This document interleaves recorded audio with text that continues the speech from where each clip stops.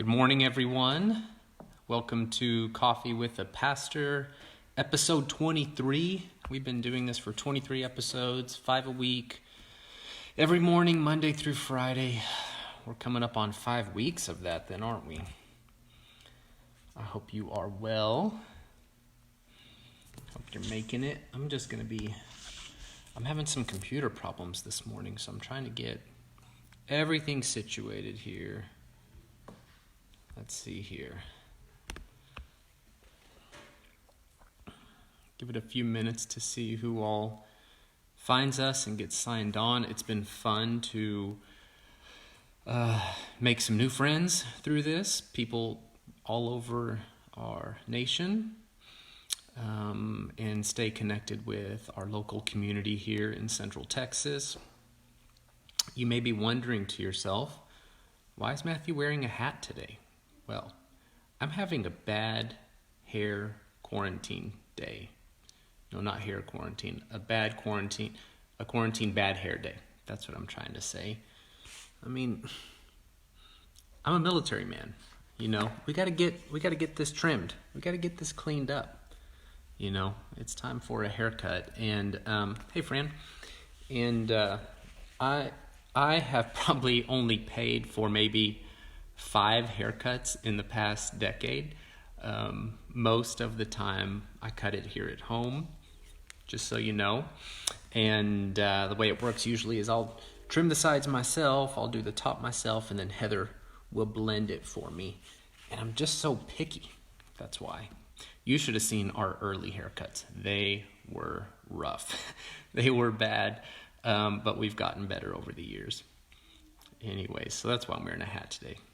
But then I just undid all that by showing you my hair, so whatever. I see the Hollies. Hey, y'all. Glad y'all are here. We'll wait another minute and see who else jumps on to hang out with us this morning.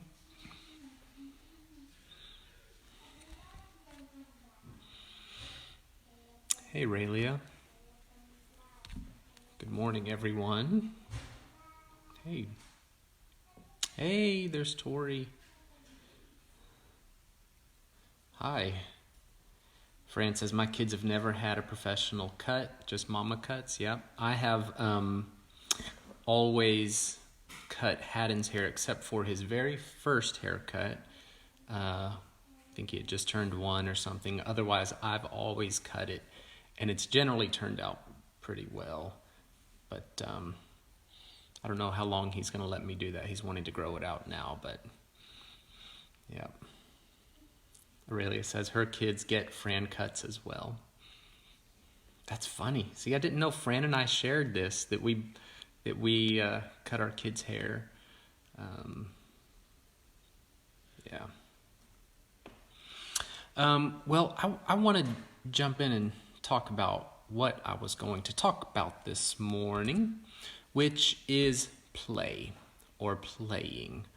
A lot of us right now, our worlds are upside down, and we're thrown out of our routines, we're thrown out of our norms. And so I want to talk about playing. What comes to mind when you think of playing? Is it just something kids do? Is it something that's childish? Is it something that's just about one-liners and being witty? What is play to you? Many of us right now, we're with our kids a lot more. Kids are naturally good at playing. Adults, it's something, for some silly, dumb reason, we unlearn or we lose. We lose the ability or really the tolerance for play. So many of us right now are stressed, incredibly stressed, and we're stretched right now, and we're in novel situations, and they call for novel solutions. There is nothing more novel, more creative than playing. So let's talk about playing for just a few minutes. And here's why I bring this up, is one of my central theses in life, one of my core tenets, is that we are most alive when we are playing. The more alive that I have become over the years, the more I'm able to play in all kinds of settings, wherever that is. Whatever the setting is, the more alive I am, the more I'm able to play. And the more I'm able to play, the more alive I become. My parenting is full of play. It usually throws my kids off, and it lets us engage our systems differently whenever I'm playful. My sermons are often full of play, word play. I play by blending together then and now. I play by blending together here and there and just blurring all kinds of lines because I'm trying to help us hear and see things in a way that we haven't before. Hey, Clark. Hey, Brittany. Maggie Barron. Hi, Maggie. Would love to connect with you some more. But play, and so my sermons are often very full of playful word plays and images and just completely mashing together all kinds of ideas and settings and scenes. And usually that drives the fundamentalists and the biblical literalists crazy. They lose their minds. You can't do that. You can't play in that way. Well, I do, because I'm trying to get a fresh hearing about the truth so that people are able to engage it. I think Jesus was incredibly playful. His parables were playful. The way he engages systems and groups and hierarchies, he's playing when he does all of that. Doesn't mean he's being silly. I think he's, in a way, cutting right to the heart of things. He's being playful. In my work as a chaplain in hospital systems, with people at walking through end-of-life scenarios, I've noticed a lot of times they will use play to navigate some of the most challenging situations like loss and death. I mean, that doesn't mean they get out of a paradise or they make light of the situation. Instead, what I'm trying to say is they find new and novel solutions for how to navigate situations.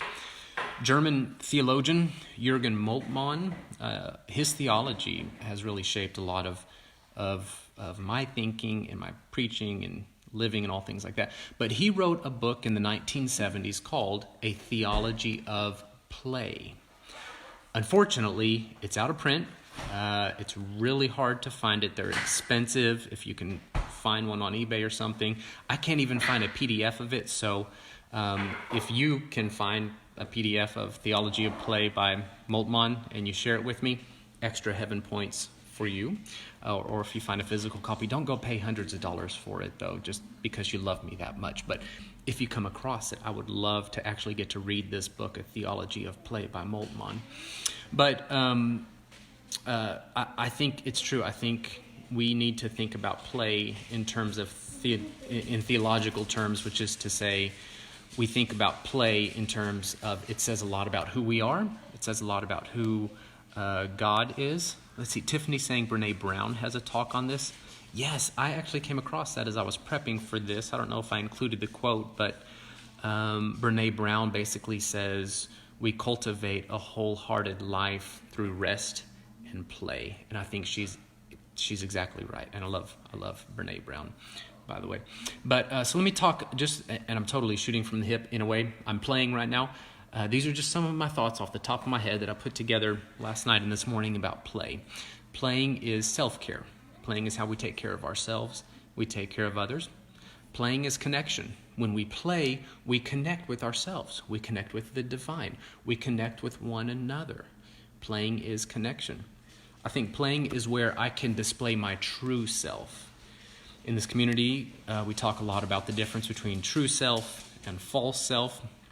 That true self is who I am, truest at my core. When we strip away all of those ego-centered things, all of those layers that build up my ego and make me feel more important in the world. When I play, I strip away all of those things. My false self goes away, and I'm displaying my true self. If my play is instead building up my ego status or making me feel more important in the world, I'm not really playing. It's pseudo-playing. It's trying to build up this false sense of being accepted, this false sense of who I am. But when I truly play, I am displaying my true, playful, honest self. That deepest part of who I am that, as our scriptures say, is seated with Christ in the heavenly realms with God, my true self. When I play, I am showing my true self. Play is about liberation and freedom. If you can't play, you aren't free. If you don't have the capacity to be vulnerable and take risks and play in whatever setting that is, whether it's with kids, whether it's with colleagues, whether it's at work, whether it's at home, whether it's driving down I-35, be safe, you aren't free if you can't play. Play is essential also for problem solving. Problems require novel solutions, and we get those solutions when we're able to playfully engage a problem. Play is paradoxical. Let me read what I mean about that. Edwin Freeman, he was a rabbi, wrote this great book, Generation to Generation. He was a rabbi, a family therapist, did some leadership stuff, but he uses family systems theory, FST, which I strongly encourage you to read. But he writes, let me read this.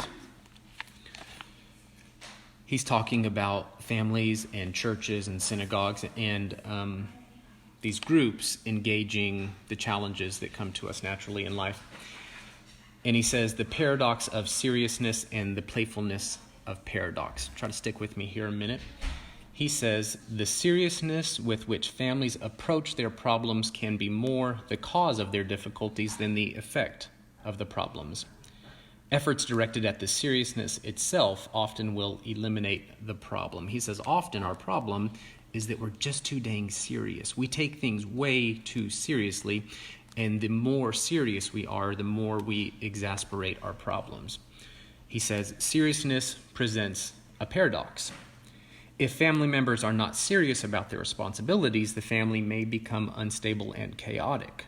But seriousness can also be destructive. Seriousness is more than an attitude, it is a total orientation, a way of thinking embedded in constant chronic anxiety. Family systems theory is always looking at the anxiety in systems and how it manifests. He says seriousness is characterized by a lack of flexibility in response, a narrow repertoire of approaches, persistent efforts to try harder, an inability to change direction, and a loss of perspective and concentrated focus. Too much seriousness, he's saying here, derails finding solutions because we're rigid, we're stuck, we're anxious, we're not flexible, we're not able to come up with new and novel solutions to our problems. And then he writes, families that evidence such seriousness are as if surrounded by volatile fumes of anxiety, and any small incident can cause a flare-up. They will always assume that it was the incident that created the problem, but it is the way they relate and think that gives any incident its inflammatory power. The family, thus, needs to overlook the cause of its misery by focusing on the object of its discontent. On the other hand, if changes can be made in such a noxious atmosphere, then the fumes of anxiety disperse, and the sparking incidents of life that are necessary for creative existence lose their explosive potential. When I say the sparking incidents of life, or I read it from here, think about your home right now. Think about your work setting. What are those sparking incidents that can ignite a noxious, fume-filled situation, and how too much seriousness causes that as well? The antidote to seriousness is the capacity to be playful, he says, which is not to be equated with making jokes. This isn't just about making jokes. Some of the world's greatest humorists led personally tragic lives, and it is not unusual for the office wit to lose his timing in the presence of his wife.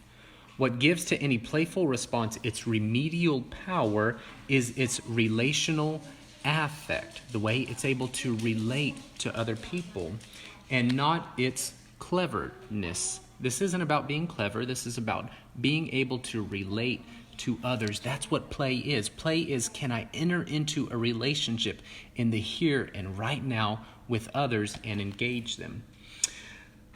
He goes on, this notion of playfulness has less to do with one-liners than with the concept of flexible distance. It has less to do with good comebacks than with the ability to distinguish process from content. Hey guys. can you keep it down just a few more minutes? Okay, just had to ask them to keep it down a few more minutes. Ultimately, play is more connected with responsibility for others than with being lighthearted. When playfulness is introduced into a serious relationship system, a family or a congregation, it can break the vicious feedback cycle that is keeping a problem chronic.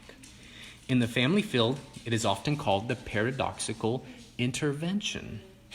If we assume that any chronic condition that we are persistently trying to change will, perversely, be supported not to change by our serious efforts to bring about change, then it is logical to consider the possibility that one way out of this paradox is to be paradoxical, which is to say, we have to learn how to play in all of our most challenging situations. This is starting to get a little... Aurelia said, Matt, they are playing. I think they're actually fighting over the iPad, Aurelia. Okay, this is getting a little long, so let me just jump down my notes real quick. Let's see. From that, Rabbi Friedman said, playing is about being relational. Something magical happens when we connect with others. Playing is not just silliness or good one-liners or being witty. It's about creating new worlds and new realities where connection can happen and new solutions to problems can be met and life can flourish. Play requires creativity and creating new worlds. It requires imagination. It requires beautiful things like this. I'm going to skip down because this is getting long. I'm sorry. Play requires community, spontaneity, following rules. Can you learn how to follow some rules? But it also requires breaking rules. That's the paradox of it. How do we create new worlds? Play requires laughter. Here's my challenge. I hope every community that you're a part of, every community, your home, your work, family systems, church, if that's a community for you, and I assume that it kind of is since you're here, all of these communities need to be laughing, playing communities. If these are not laughing, playing communities, get the heck out of there. What are you doing? Why are you spending your one scarce, precious life in any community that isn't a laughing, playing community? What are you even doing? Go learn how to play. Go find a community that will play with you. That's what you need. That's what it is to be alive. Show me a person who can play, and I will show you a person who is free.